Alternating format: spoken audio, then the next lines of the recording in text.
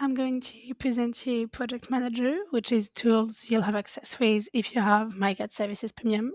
So you'll be able to find it right here. So first, let me give you a quick definition. So it's a tool that lets you duplicate a SOLIDWORKS project with all its dependencies from the main assembly. You'll be able to modify original files without risk or data loss, and automatically rename files according to your own rules and working methods.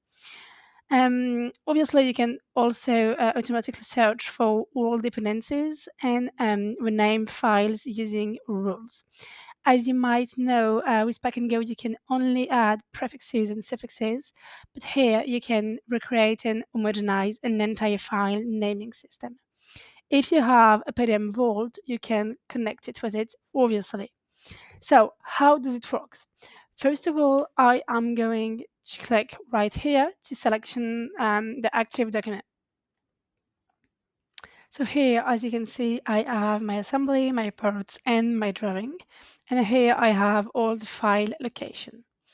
Here we are having the export options. So first of all, you'll be able to manage your properties, then to manage the name, and then the location. So how do you manage your properties? You can click right here on the Manage Properties button. So here, as you can see, you can add or delete properties. Here, you can manage the number of properties you want to treat with. And here, as you can see, we are dealing with 4 of them. 2 project name, 1 component number, and 1 file name. Here, the goal is, as I told you before, with Pack and Go, you can only add prefixes and suffixes. And I told you that with this tool, you can recreate and homogenize an entire file naming system. This is what we are doing. What we're doing is retrieving, recreating, and recuperating properties. And of course, if you want to at the same time, you can delete one. But what we're doing here is that we are retrieving project names and a component number to recreate a file name by retrieving those 2 first properties. Once you are done with your property management, you can validate it right here, and you can start going with your name. So here we retrieving the name we recreated in the management properties.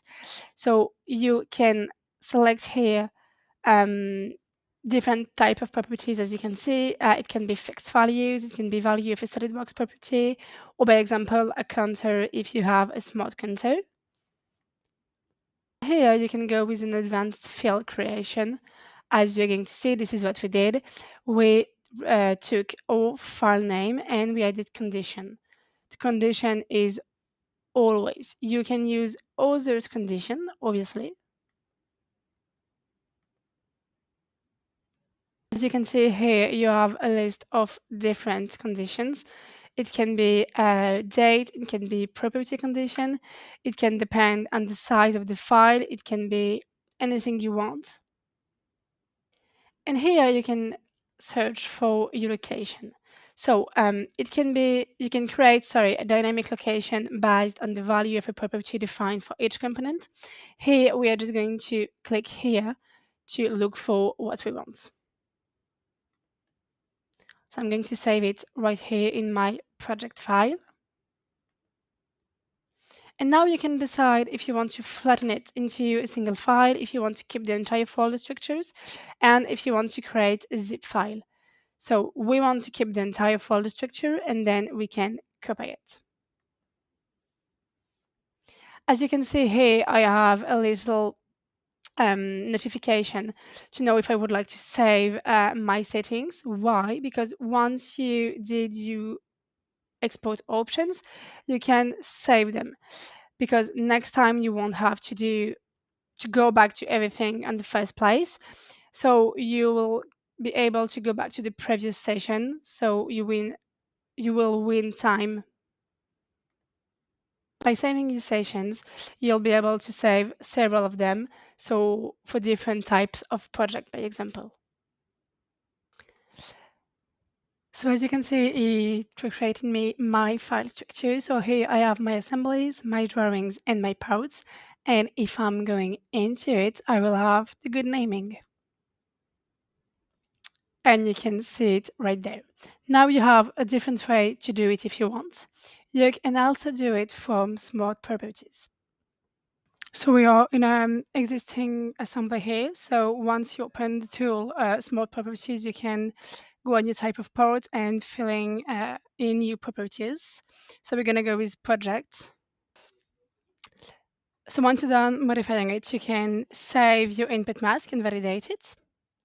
And as you can see, we have several saving options, such as save as copy, replace, or open the document in Project Manager, which is what we want, so you can save it.